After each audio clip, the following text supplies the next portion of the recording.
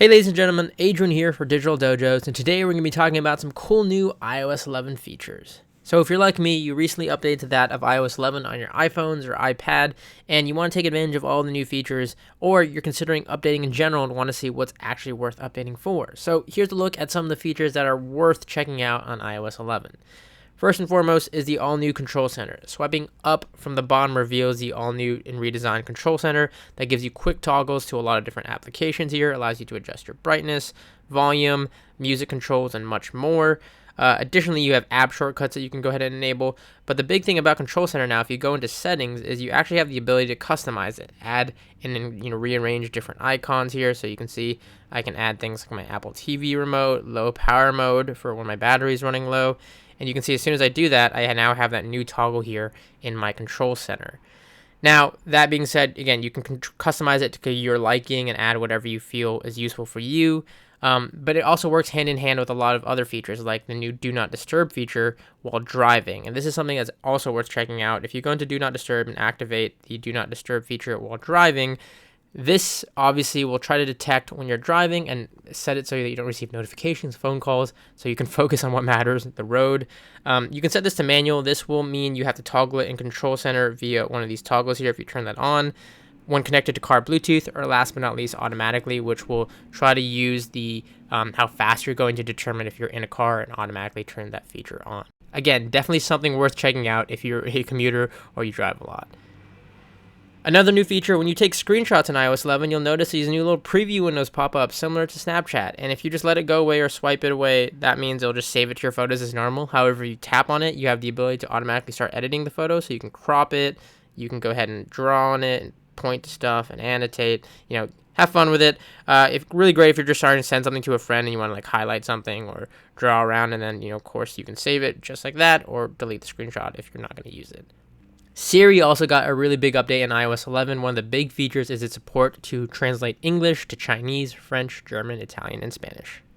How do I say "where's the bathroom" in Spanish? ¿Dónde está el baño? How do I say "where am I" in Italian? Dove sono?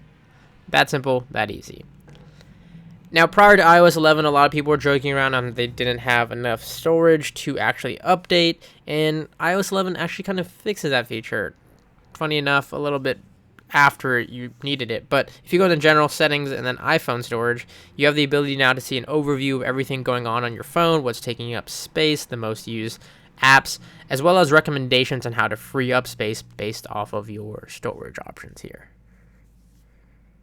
Now, you may notice the new Files application. To be honest, you're only really going to use this if you use things like Dropbox or other file-related features, or you're a big iCloud user. Basically, this will show you all of your files across a lot of different applications or your phone locally, all in one place. It's really great, really easy to use.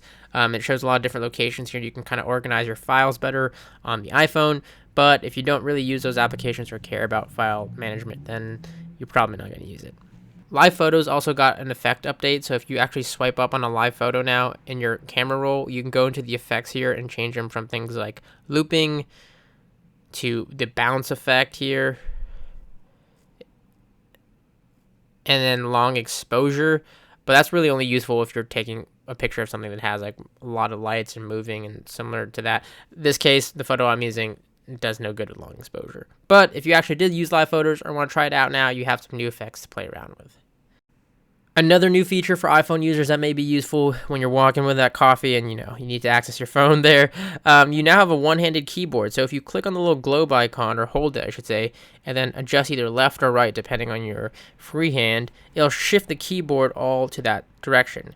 Now you can see here I have a Japanese keyboard, but I also have my English one here. So this is me typing with one hand. So I can see why that's a little, very useful. Kind of smushes all the keys together, but very first world problem. Now, another new feature that may be worth checking out when it comes to iOS 11 is that of the Wi-Fi share. So in the event that you've ever had those friends over who are asking me about the code for the Wi-Fi. Well, now on iOS 11, if you're both on iOS 11 and you have each other in the Contacts app, so you have each other added in some form or shape, when you try to join a Wi-Fi network that somebody else is already on, one of your friends, and it detects that you're nearby them, it'll actually pop up a card on their screen here showing that they or somebody's trying to access the Wi-Fi, and they can now easily share that Wi-Fi password with you, saving lives everywhere. And where iOS 11 really shines is on that of the iPad, so I definitely recommend updating if you're on the iPad. As you can see, one of the big new features is that of the dock on iOS 11 for the iPad. You have more icon support in the bottom here. It's kind of a cross between macOS and iOS. You also have your most recently used app here. So for example, if I open the Notes app, you can see it showcases right there on the right of my dock. Now this works hand in hand with that of the improved multitasking in iOS 11. So if I swipe up on the bottom just barely here, you can see my dock comes up on iOS 11, whereas Control Center is now toggled from a longer press from the bottom, or I should say a longer swipe.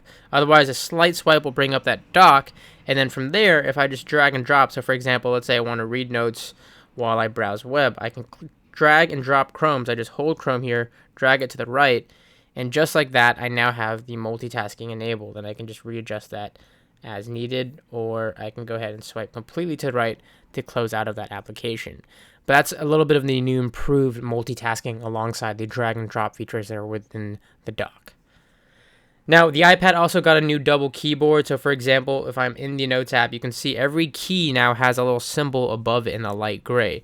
Now the way that works is if you just click and swipe down on a key, it will automatically trigger that symbol or that correlated number, whatever it may be. So I can say, hey, this is me, I'm number 1, just like that. So you just swipe down on the key S or Q in this case to toggle that secondary keyboard, that secondary numeral here.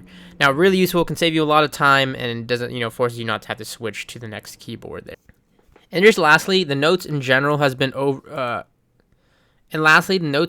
just improved dramatically. It supports handwriting, of course, and what iOS 11 tries to do is detect your handwriting so it can make these notes searchable. So if you write certain words, it'll make it a little bit easier to detect the handwriting and tries to learn your handwriting. Other things like it has DocuScan involved, so you can actually scan documents and automatically crop them within Notes here. So you have a lot of great new features built into the Notes application that are definitely worth checking out. Now, these are just some of the new features in iOS 11. There's a lot more out there. There's a lot of other stuff that may be useful to a lot of different people, but these are just the ones that I wanted to highlight that I found personally useful and that you may be able to use in your day-to-day experience on iOS 11. If you enjoyed this video, be sure to hit that thumbs up button, subscribe if you're not subscribed, and as always, head over to digitaldojos.com for more content. Thanks for watching.